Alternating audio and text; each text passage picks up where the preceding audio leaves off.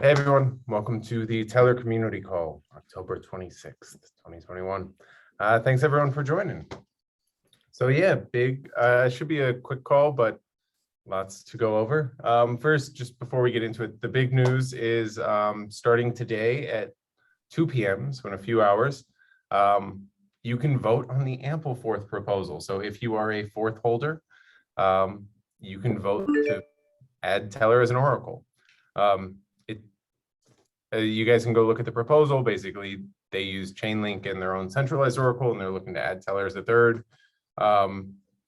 You can see we've been pushing good values on chain for a while. Worked through a few hiccups, and it's running great. Yeah, the proposal looks super strong. I mean, they have basically two centralized oracles, and you're adding a third, so you can have a median, not an average. So it's like it should be like a no-brainer for their community. But we're obviously working through some, convincing them that it makes sense. So go out there, even if you don't hold some fourth, to show your support. So. And just to clarify, this one is just the temperature check. It's a non-binding vote. And then next Monday, roughly, the plan is to then kick off a binding vote. And so you'll have some more you'll have a chance to involve yourself if you don't have fourth tokens now. Well, the difference is, so like the team and I think a few people hold enough to like sort of get it through past, so they know that they could probably pass whatever they wanted.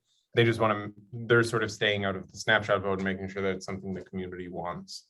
Yes. But this is also their first decentralized governance proposal. So they threw away like the admin key and they're actually going through votes.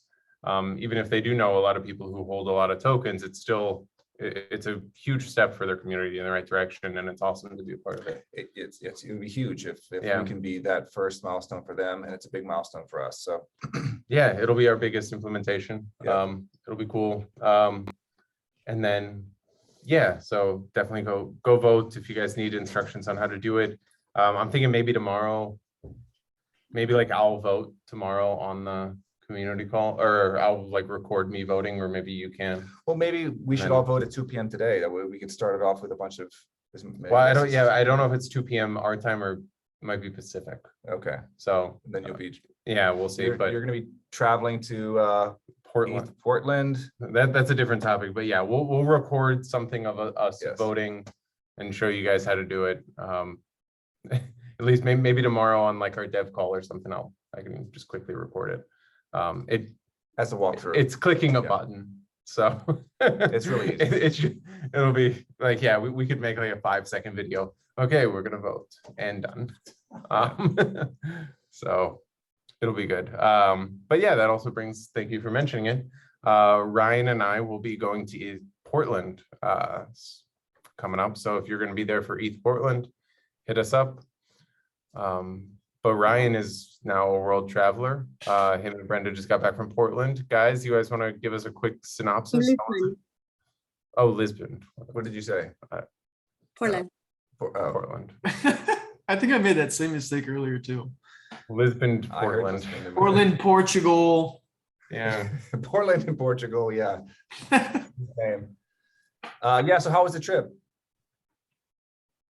No, it was a lot of fun. We made a lot of connections.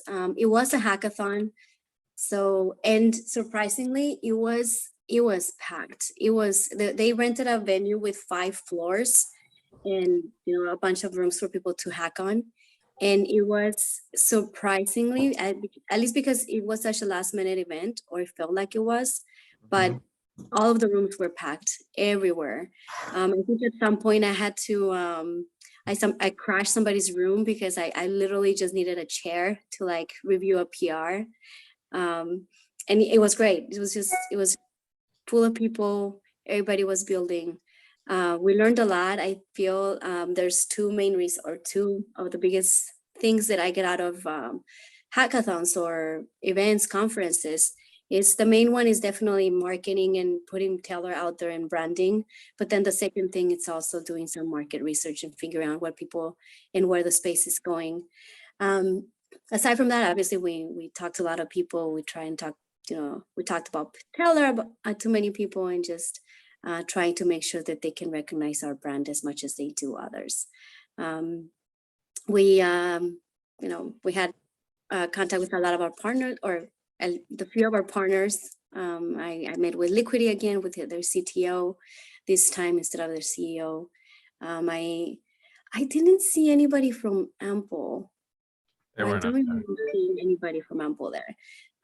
But anyway, we talked to a lot of other people, and we had some pretty good conversations that, within the next few weeks, we should be scheduling some calls.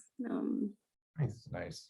Yeah, I think too, like comparatively to ECC, it felt more intimate. Like I know she said it was packed, but it was in a smaller venue.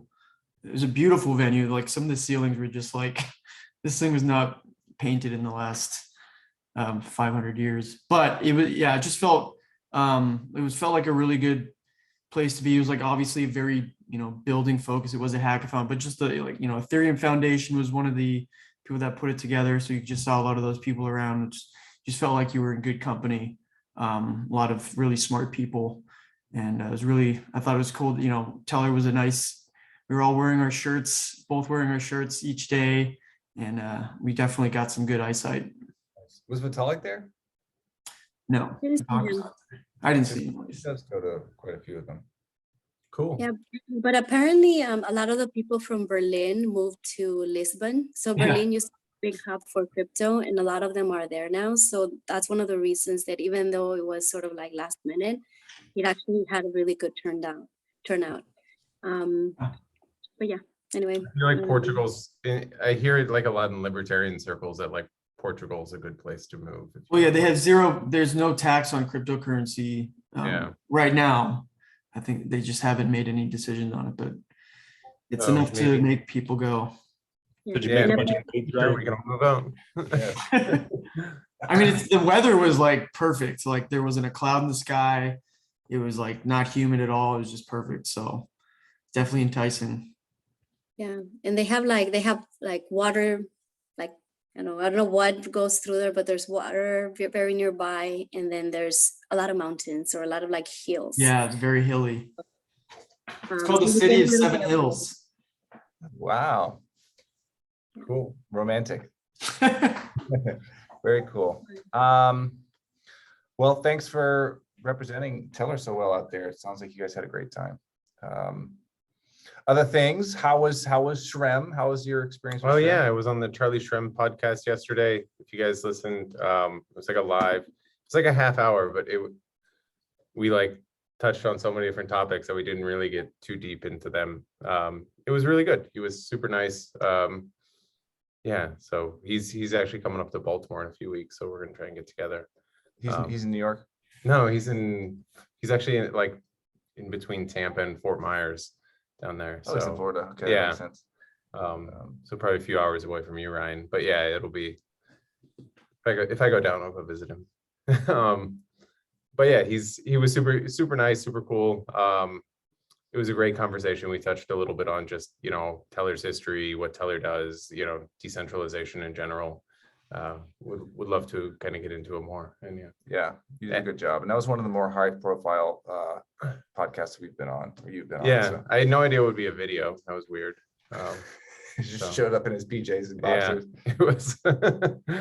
It's on brand. Well, he was like, yeah, it's a video now. And I'm like, man, when did you switch to videos?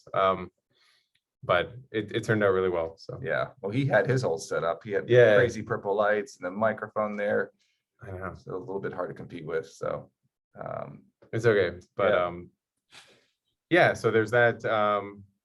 Other things, TellorX is going well. We're testing on Rinkeby. If you guys want to test out, let us know. Reach out because we'll probably next week or something. End of next week, I'm guessing we'll kick off a vote on the official Rinkeby contract. So then we can like go through the full upgrade process, and then probably in like 2 weeks, the official Rinkeby one will be up. But we already have one up on Rinkeby if you want to just start testing out your miners. So that's like the timeline. And then after after the official Rinkeby one's up for a week or two, then we'll kick off the real one and go from there. So timelines are, things are coming along, but I'm telling you guys, we have I'm so excited and ready to get this thing off because like so many people are reaching out. Just the ability of us to get Tellor with any type of data, and then basically as soon as we're done getting TellorX on mainnet, we're putting it on every other chain we can. And the ability to do that, and like so many people are reaching out, and it's super exciting because they'll reach out and they're like, Oracles can't do this. Can you do this? And we're like, yeah, we built TellorX, so we can do whatever the hell we want. And they're like, That's exactly that's what we say. awesome. And so super excited. That's the new slogan on the website. We can do what we want. We can do whatever the hell we want. We'll picture Cartman. Yeah. So Yeah. it's gonna be great. Well, But yeah, I can't top that with anything else. I think that's it. cool. Any questions, Ryan? Yeah, we got two. First one is out of 20 LAKH, not sure what that word is, total supply, average 18 LAKH has been supplied, but still, why is the rate not increasing? We bought for $90 and is still on hold. Please send your roadmap. We're not LAKH. Maybe that's the token. Okay. Wrong question. Upcoming integrations is the other one. Well, I mean, the ample ones, Yeah. we're like all focused on. Then we're talking with Reflexer. There's we've been talking with them. They've been a little public about it. That's probably end of Q4. They move kind of slowly, beginning of Q1 for a couple pieces of data that they need for their contracts. Yeah, and then we're working with Ricochet and Komodo over on Polygon. We're looking to get TellorX launched over there for them ASAP. Yeah, so those are like the really near-term ones that we can kind of talk about. But yeah, it's coming up. It's moving. So Cool. awesome. Well, yeah, thanks everyone for joining. Definitely reach out if you guys have any questions, and looking forward to talking to you guys next week. So, see you. Ciao. Bye.